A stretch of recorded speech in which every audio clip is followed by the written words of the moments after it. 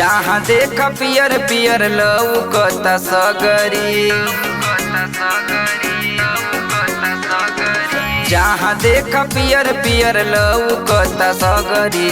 राजा सुहल देव के बनैबा कहिया नगरी, राजा सुहल देव के बनैबा कहिया नगरी।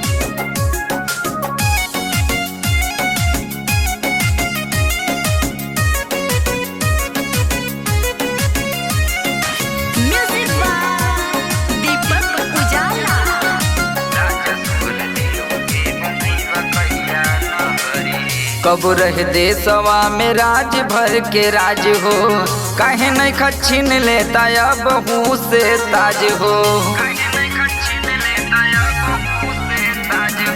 कब रह देशवा में राज भर के राज हो, काहे नहीं खच्छिन लेता अब हूँ से ताज हो।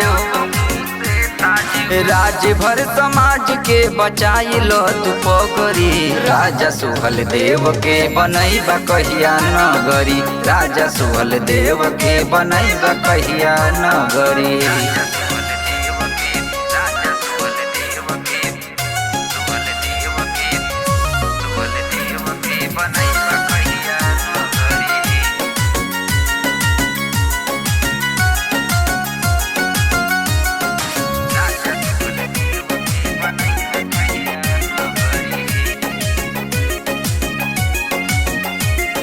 शिक्षा अपनावा बेटी बेटा के पढ़ावा, सुतल समाज के हो मिल के जगावा। शिक्षा अपनावा बेटी बेटा के पढ़ावा, सुतल समाज के हो मिल के जगावा। एकजुट होख भैया छटका जाने कगरी, राजा सुहल देव के बनैबा कहिया नगरी, राजा सुहल देव के बनैबा कहिया नगरी।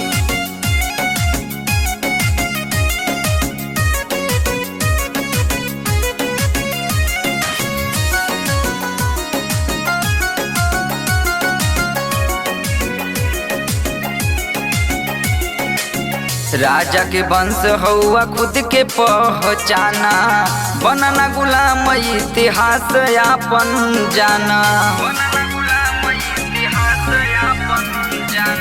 राजा के वंश हौआ खुद के पहचाना, बनना गुलाम इतिहास आपन जाना।